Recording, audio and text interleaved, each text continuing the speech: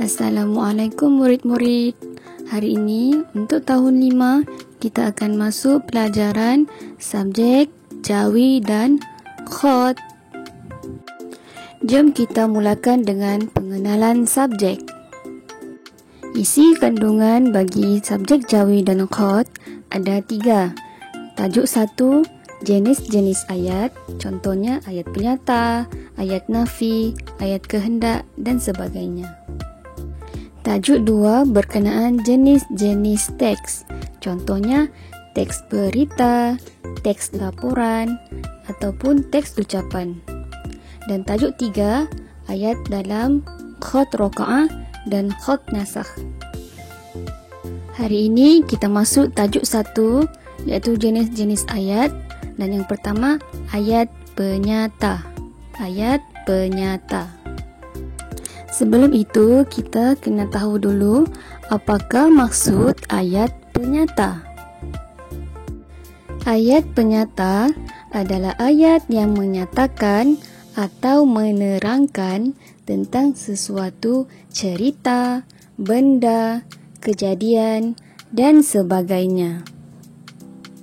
Ayat penyata juga dikenali sebagai ayat berita atau ayat keterangan.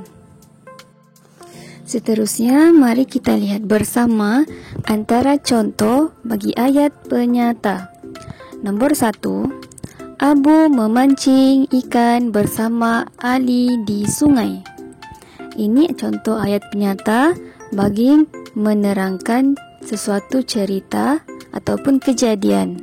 Nombor 2, rumah Aminah berwarna biru. Ayat ini pula ayat penyata menerangkan sesuatu benda. Nombor 3, kakak saya pandai memasak. Ini ayat penyata menerangkan sesuatu. Nombor 4, solat itu tiang agama.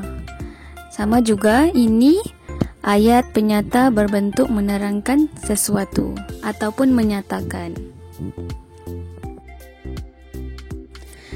Nombor 5, Amin sedang bercuti di Pulau Pinang.